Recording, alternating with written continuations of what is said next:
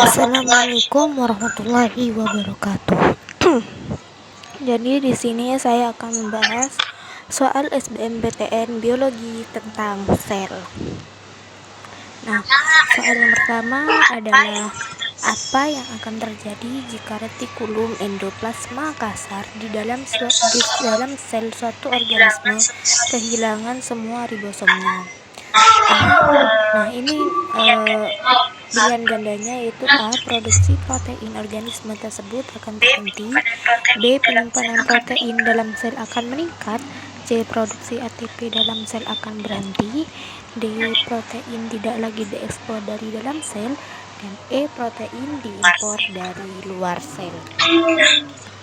Nah, di sini mari kita baca pembahasannya. Sebelum masuk ke pembahasan soal, kita harus tahu apa sih fungsi dari ribosom itu. Nah, tugas dari ribosom adalah memproduksi protein yang tersebar di membran nukleus, retikulum endoplasma atau RE kasar, sitosom maupun mitokondria. Dalam produksi protein, ribosom berbarengan dengan organ-organ lain yang disebut sistem membran dalam. Nah, untuk mencari jawaban yang tepat, kita periksa setiap opsi-opsi yuk. Pembahasan tiap opsi itu yang menjadi pertama, ribosom terletak di luar membran. Artinya ribosom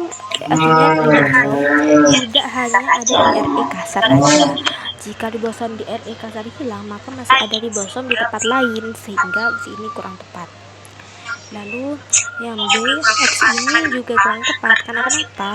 Karena sintesis protein terjadi di tempat yang terdapat ribosom.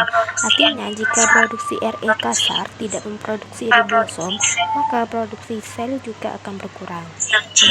Opsi yang C, opsi ini jelas salah karena ATP tidak berkaitan dengan RE, melainkan dengan mitokondria. Dan D, opsi ini karena ekspor protein merupakan pengiriman protein dari dalam sel ke luar sel atau membran plasma. Maka dari itu jika pada retikulum endoplasma tidak ada ribosom, maka protein dari dalam itu tidak bisa diekspor keluar. Nah, yang E itu opsi ini juga kurang tepat. Karena kenapa? Jika protein diimpor dari luar sel, maka hilang atau tidaknya RE pada ribosom tidak berpengaruh. Jadi jawaban yang benar adalah D. Oke, kita ke soal yang kedua. Soal yang kedua, penyusunan ulang genetik pada tahap pembentukan sel ovum terjadi pada fase A. Metafase 2, B. Profase 1, C. Profase 2, D. Interfase, E. Anafase 1.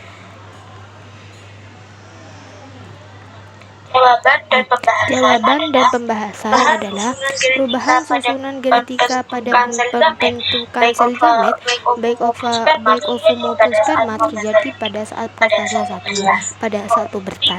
Oosit primer akan mengalami pembelahan meiosis 1. Oosit primer bersifat diploid.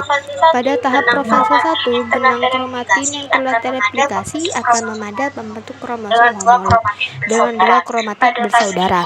Pada fase ini, kromatid kromosom homolog akan saling bersilangan dan saling bertukar segmen DNA.